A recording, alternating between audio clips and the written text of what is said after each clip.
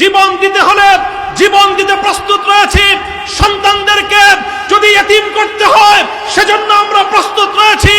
স্ত্রীদেরকে যদি বিধবা করতে হয় সেজন্য আমরা প্রস্তুত রয়েছি। মায়ের বুক যদি আমাদের খালি করতে হয়, আমাদের মায়েরা বুক খালি করে চোখের অশ্রুতে তাদের কলিজার টুকরা সন্তানদেরকে মাটির নিচে খোদার হাতে সুপর্দ করবে। কিন্তু ইসলামের জন্য, ইসলামের বিপক্ষ কোন শত্রুর সাথে এক মুহূর্তের জন্য আপোষ করতে প্রস্তুত নয়। আমার স্পষ্ট পয়গাম, সব অন্যায়ের ক্ষমা রয়েছে, গাদ্দারি আর বিশ্বাসঘাতকতার কোনো ক্ষমা নাই।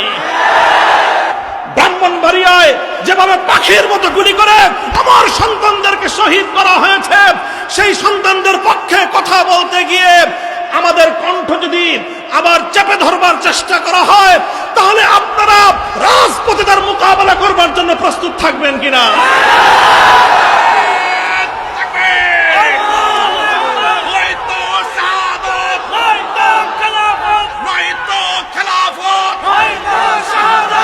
সংগ্রামী সাথী ও বন্ধুগণ,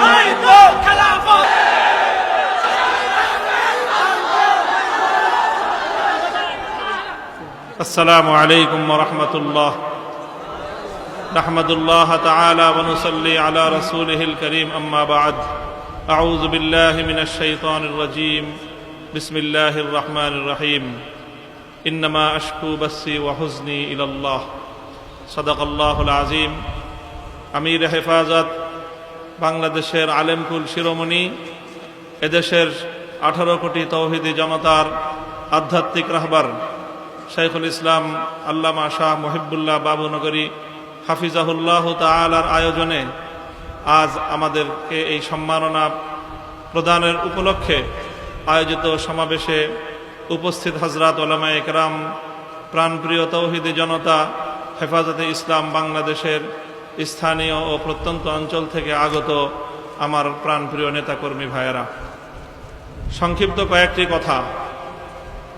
আমি এবং আমার সহকর্মী, আমরা আপনাদের ভাইয়েরা যারা দীর্ঘ কারাবরণ করেছি, কারাভোগ করেছি, আমাদের কারামুক্তির পর দেশব্যাপী আপনারা যে আবেগ এবং উচ্ছ্বাস প্রকাশ করেছেন, আমাদেরকে যে আপনারা সাহস জুগিয়েছেন, এর মাধ্যমে একদিকে আমাদেরও দায়িত্ব বেড়েছে, আর একদিকে আপনাদেরও দায়িত্ব অনেক বেড়ে গিয়েছে। প্রথমে আমি আমাদের দায়িত্বের কথাটা বলি। আলহামদুলিল্লাহ, আমাদের কষ্ট হয়েছে। আমরা এটা বলবো না যে জালিমের জিন্দানখানায় আমাদের কষ্ট হয়নি, তা নয়।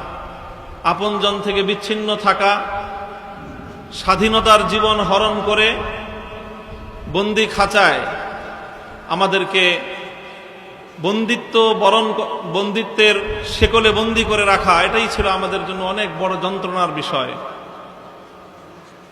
সেই বন্দিত্ব থেকে মুক্তির পর দেশব্যাপী হেফাজতে ইসলামের নেতাকর্মীরা এবং সারা দেশের দলমত নির্বিশেষে সকল শ্রেণী ও পেশার তৌহিদি জনতা যেভাবে কারামুক্ত হেফাজত নেতৃবৃন্দকে উচ্ছ্বাসের সাথে, আবেগের সাথে বরণ করে নিয়েছেন, তাতে আমরা বুঝতে পারছি যে আমাদের আগামী দিনে আমাদের দায়িত্ব অনেক বেশি।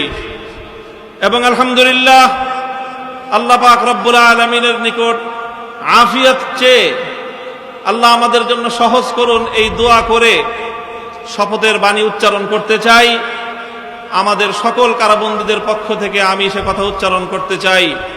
ইনশাআল্লাহ আল্লাহর জমিনে আল্লাহর দ্বীনের ঝান্ডা সমুন্নত রাখতে, আল্লাহর পয়গম্বরের ইজ্জতের হেফাজত করতে, এদেশের নাস্তিক্যবাদকে রুখতে, এদেশে ইসলামকে উপড়ে ফেলার সকল ষড়যন্ত্রকে রুখার জন্য যদি এর চেয়ে বড় ত্যাগ এবং কোরবানির প্রয়োজন হয়, হাসি মুখে আমরা সেই ত্যাগ করতে প্রস্তুত রয়েছি। জীবন দিতে হলে জীবন দিতে প্রস্তুত রয়েছি। সন্তানদেরকে যদি এতিম করতে হয় সেজন্য আমরা প্রস্তুত রয়েছি। স্ত্রীদেরকে যদি বিধবা করতে হয় সেজন্য আমরা প্রস্তুত রয়েছি।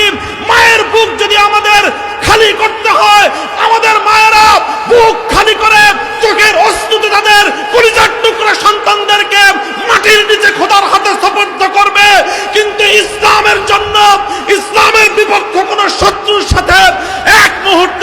আপোষ করতে প্রস্তুত নয়।